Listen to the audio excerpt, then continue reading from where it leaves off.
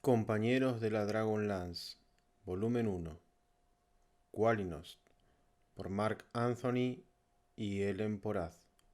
Prólogo. Año 258 después del cataclismo. El llanto de la criatura no era el de un niño elfo.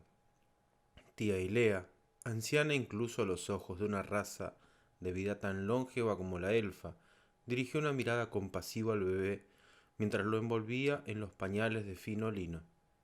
La luz de la lumbre se reflejaba en las paredes de cuarzo rosa de la casa de la partera y bañaba en un fulgor dorado al sollozante recién nacido, cuyo pecho se estremecía con los hipidos. Un soplo de brisa penetró por la ventana abierta del callejón de Qualinost y renovó el aire cargado de sudor, sangre y tristeza. ¡Cuánta pasión!, susurró tía Elea. Incluso con tu primer aliento pones en manifiesto tu ascendencia paterna.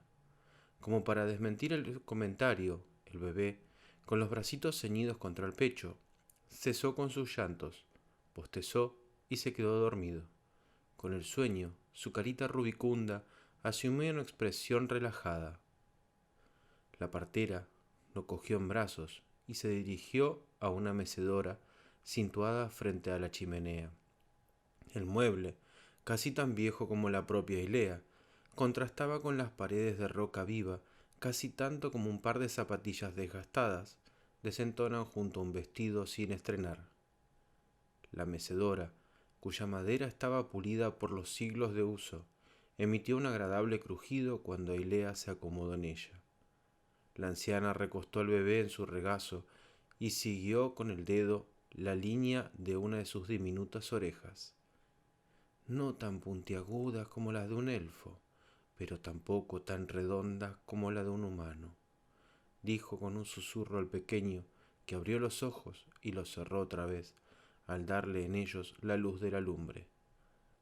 La voz de Ailea sonaba como música, como la melodía de una flauta de madera pulida cientos de veces.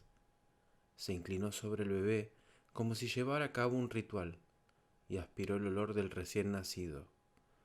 Este era un momento del que nunca se cansaba. La sangre humana que corría por las venas del recién nacido pondría pasión en su flemático corazón elfo, pensó la partera. Oh sí, pequeñín, susurró con ardor, a la vez que sus pupilas relucían como ágatas. Te hará falta esa pasión. La vida de un semielfo no es fácil en Qualinost en los tiempos que corren. Aparte de la satisfacción que le causaba que el recién nacido fuera sano y robusto, poco más había en aquel momento que significara una alegría para la anciana. Frenó un poco el ritmo de la mecedora y echó una ojeada a la cama instalada en un nicho de la pared, lejos de la chimenea. Había apagado la lámpara que había ardido a los pies del jergón durante lo que parecieron horas interminables. En el lecho yacía una figura borrosa, con el rostro sereno tras las horas de agotadora brega. Tía Ilea era de talla baja en comparación con la estatura media de los elfos, y sus ojos eran castaños, un color poco frecuente en Qualinesti, prueba fehaciente de que por sus venas también corría sangre humana desde hacía generaciones. Sin embargo, sus orejas eran puntiagudas, su constitución esbelta y los dedos largos y delicados, como lo habían sido los de su madre elfa. Vivía entre los Qualinestis hacía tanto tiempo que daba la impresión de que hubiera estado siempre allí, atendiendo los partos de sus pocos y preciados hijos. Era una imagen familiar para todos verla caminar por las calles de Qualinost entre las casas de tonos rosas, construidas a semejanza de árboles, con su mochila de partera colgada al hombro.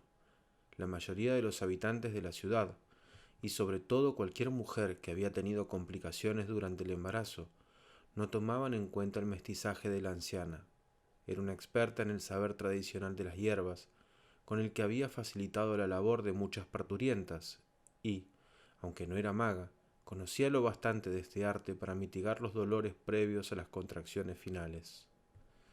Mas, a pesar de toda su experiencia y conocimientos, no había sido capaz de salvar a Elanza. Con un gesto inconsciente, Ailea ciñó el brazo en torno al pequeño huérfano, de tal manera que el chiquitín despertó y dio un chillido de protesta. La anciana aceleró el ritmo de la mecedora mientras acariciaba la frente del recién nacido, las mejillas, el puente de la nariz, hasta los párpados se le cerraron y se quedó otra vez dormido.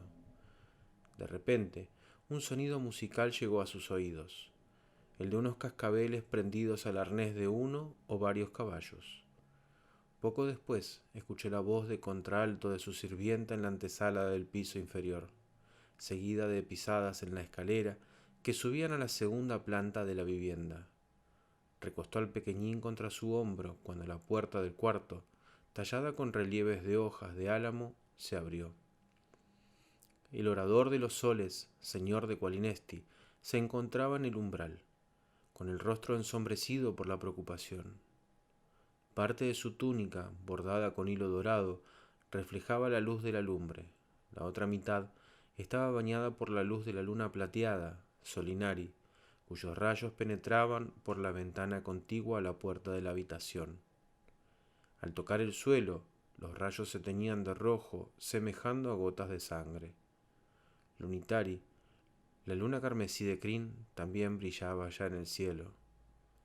La mirada de Ailea se desplazó hacia la figura tendida en el lecho, y los ojos del orador la siguieron. ¿Está dormida?, preguntó en voz baja. Otro soplo de brisa entró por la ventana y trajo el sonido de unas risas procedentes del callejón. Tía Ailea movió la cabeza una vez en un gesto de negación y apretó su mejilla surcada de arrugas contra el bebé dormido mientras observaba al orador, que se acercó despacio hacia el lecho donde yacía el cadáver de la mujer. La mano le tembló cuando la alargó para tocar a Elanza, la viuda de su hermano muerto, pero contuvo el ademán y la mano colgó flácida junto a su costado. Tragó saliva para deshacer el nudo de la garganta. Ailea, si tú has sido incapaz de salvarla con toda tu experiencia, nadie lo habría conseguido. Estaba demasiado debilitada, Solostarán, repuso la partera con suavidad. Aguantó hasta que nació el niño, e incluso lo amamantó una vez, pero después se dejó morir. El orador de los soles miró a la anciana. No dio muestras de haber advertido que se había dirigido a él por su nombre y no por el título que había recibido cuando subió a la tribuna de la Torre del Sol para gobernar a los elfos de Qualinesti hacía más de 100 años. Una fugaz expresión de dolor pasó por su rostro de rasgos aguileños. Se dejó morir, repitió con voz queda. Para los elfos la vida era sagrada y ponerle fin de manera voluntaria se consideraba una blasfemia. ¿Y la criatura?, inquirió. Los labios de la anciana esbozaron una peculiar sonrisa, que no era de alegría ni tampoco de pesar. Evocó durante un instante la noche en que el propio Solostarán había nacido, mucho tiempo atrás. Cuán distinto era el ambiente, cuán opulentas las habitaciones, alumbradas por infinidad de antorchas. Cuán reverente el séquito que aguardaba apiñada en las sombras, junto a la inmensa estancia donde tenía lugar el parto.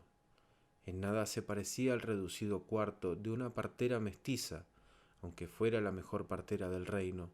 Elanza podría haber dado a luz en la corte, pero, en lugar de ello, prefirió hacerlo en la casa de tía Ailea.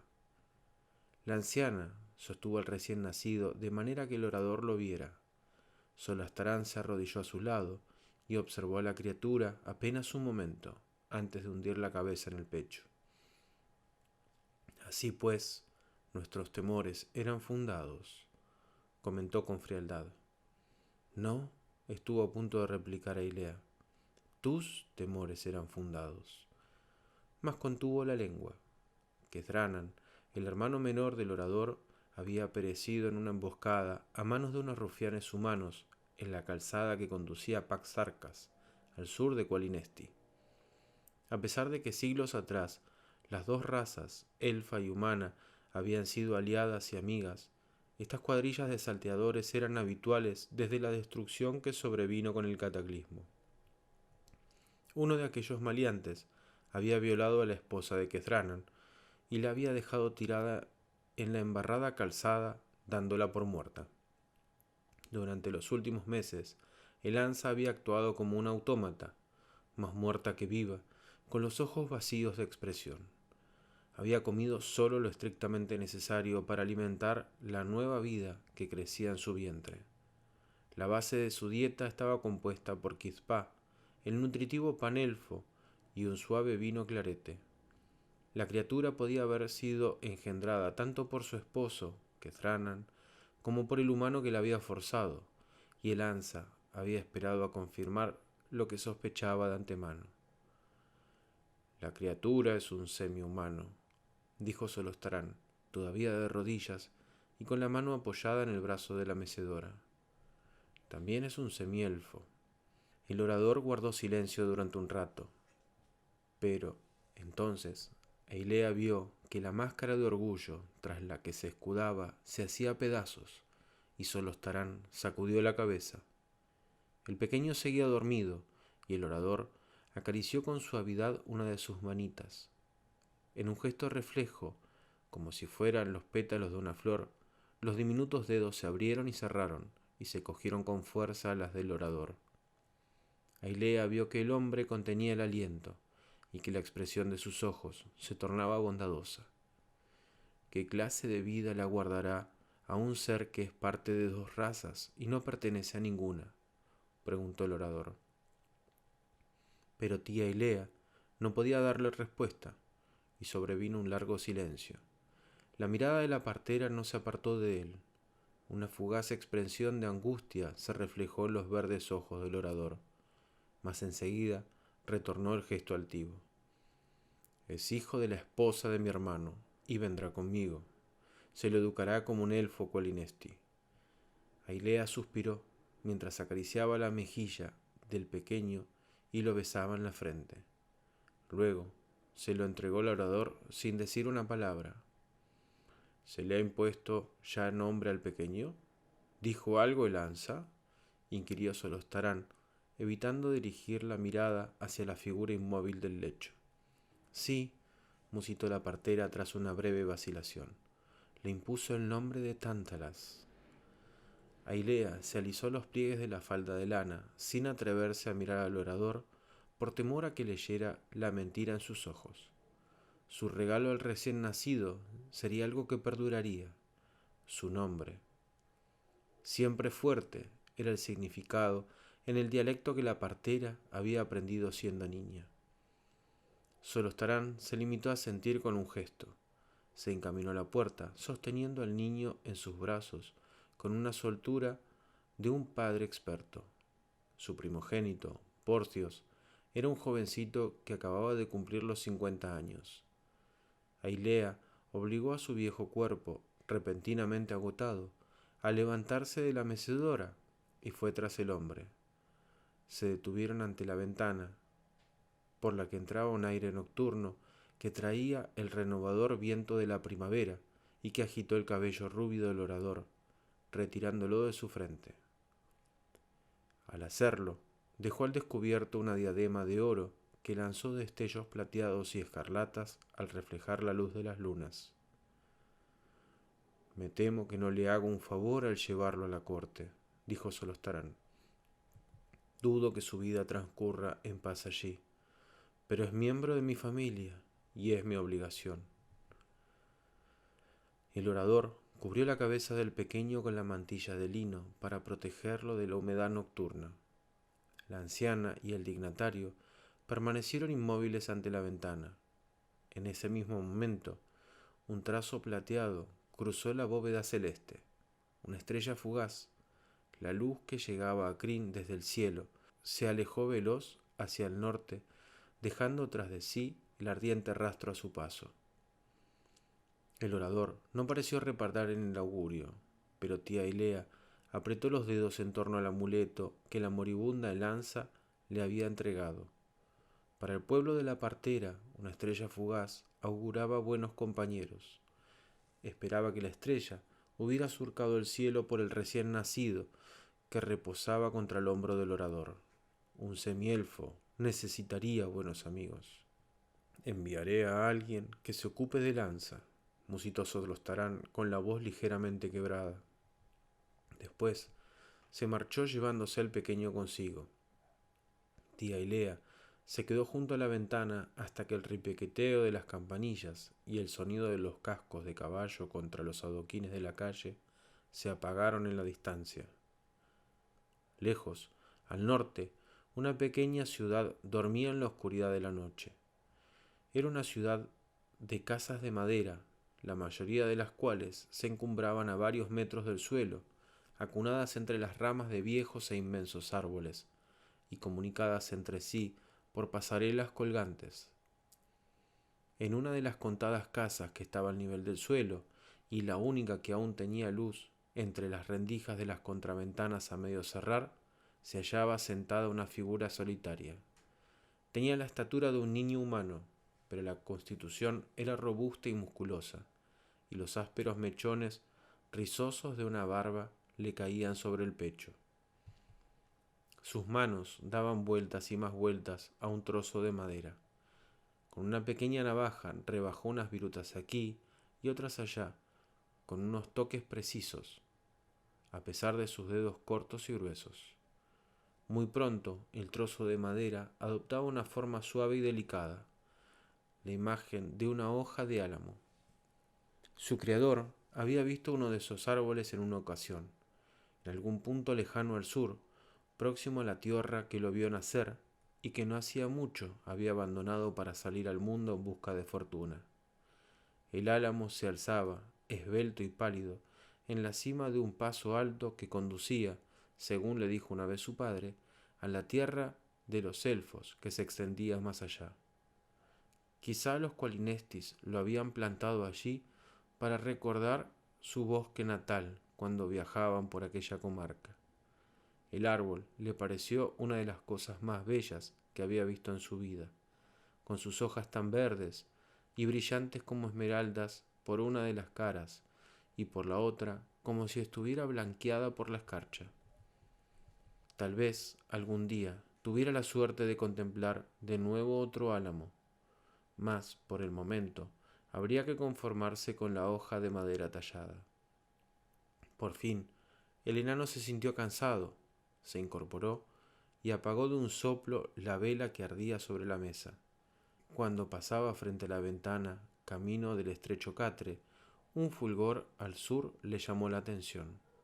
Ardió durante unos segundos mientras surcaba el oscuro firmamento y después desapareció. «Por Reorx, nunca había visto una estrella fugaz semejante», musitó a la vez que lo recorría un escalofrío, aunque la noche primaveral no era fría ni mucho menos. Después, preguntándose qué hacía parado ante la ventana como un chiquillo que jamás hubiera presenciado tal acontecimiento, sacudió la cabeza, cerró las contraventanas y se acostó para soñar con un bosque de álamos.